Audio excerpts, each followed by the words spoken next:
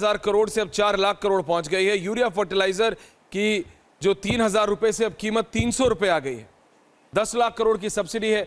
लेकिन I have to ask you ma'am कि विपक्ष जो आपका ऑपोजिशन है वो अभी भी ये कहता है कि ये सारे नंबर्स हैं, बट देश के वित्त मंत्री के तौर पे डू यू सी दैट ये सारी चीजें आखिरी जो आपकी पार्टी का भी मोटो है अंत्योदय, आखिरी व्यक्ति तक पहुंच रही हैं ये सारी स्कीम्स?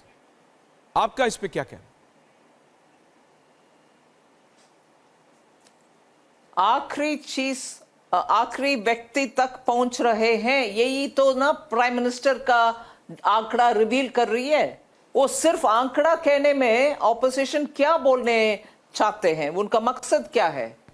आंकड़े के द्वारा प्रूव करो बोलने वाले ऑपोजिशन, जब आंकड़े उनके सामने आ जाता है, अगर उनको उसके ऊपर भरोसा नहीं है तो उस आंकड़े के साथ गांव-गांव तक कांग्रेस के वर्कर को भेजो, पता करो कि लोगों को मिला है कि नहीं मिला।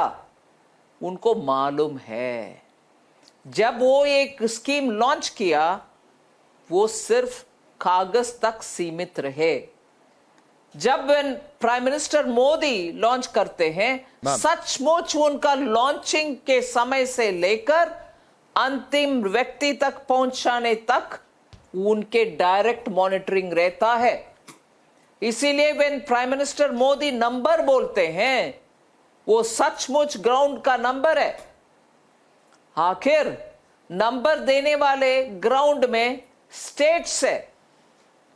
जब अगर राज्य सरकार नंबर देती है और उसके ऊपर आपको भरोसा नहीं है, चाहे आप वो आपका पार्टी हो, आप मतलब कांग्रेस पार्टी हो या कुछ और पार्टी हो, स्टेट और रीजनल पार्टी हो, वो नंबर देते हैं भाई।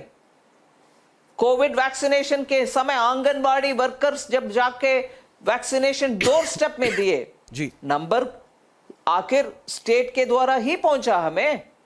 सो नंबर के ऊपर अगर भरोसा नहीं है और विपक्ष जाकर हर राज्य में चेक करे क्या पहुंचा है कि नहीं पहुंचा, जब तक वो करने का उनका क्षमता नहीं है, बात ना करना चाहिए। Madam Finance Minister, ma'am, a safety net with Ayushman Bharat of 70,000 crores spent.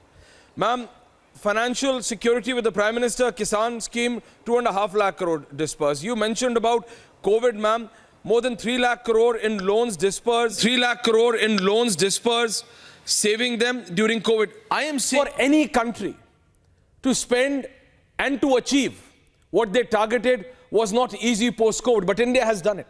But the whole irony is that the opposition, which seems to only and only concentrate on 24 elections, has completely forgotten that what good these schemes have been able to achieve for the people, to the point that they have come that calling the voter, ma'am, I'm asking you on the day of independence today, that the voter which votes for BJP, they are calling them demon. They have become so frustrated now, वो इतना frustrate हो गए निर्मला जी कि वो voter को राक्षस बुलाने लगे।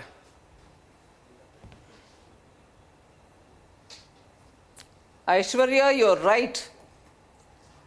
जब कोविड के समय मुफ्त का वैक्सीन केंद्र सरकार राज्य सरकार को भेजे, कांग्रेस शासित राज्यों उसको कूड़े में फेंक गए या उसका 1,000 में बेचा गया था। सो मिसयूज करने में माहिर है कांग्रेस। जनता का वैक्सीन को मिसयूज किए, एक जगह पर 1,000 को दे सोल्ड इट, दूसरे जगह पर कूड़े में डाल दिए वैक्सीन जब लोगों को जान का खतरा था। कांग्रेस का रवैया ये है। और दूसरा, कांग्रेस को मालूम है कि स्कीम इंप्लीमेंटेशन का विषय में कोई मोदी जी के सामने खड़े होकर के वो जो बोल रहे हैं वो गलत, ऐसे बोलने का किसी का दिल में खर्च नहीं हो सकता है, क्योंकि जनता बोल रहे हैं मुझे मिले, मुझे मिल गए, घर तक पहुंच गए, हमें राशन मिल रही है, बिजली आ गए घर में, सड़क बन गया मेरे सामने। ये बोलने वाले आम नागरिक है। उनको प्रधानमंत्री जी के ऊपर भरोसा है, इसीलिए उनके बौखलाहट के वजह से कल हरियाणा में कांग्रेस के एक नेता जो मोदी का वोट करेंगे वो राक्षस तुल्य है, ऐसे एक बयान दिया है।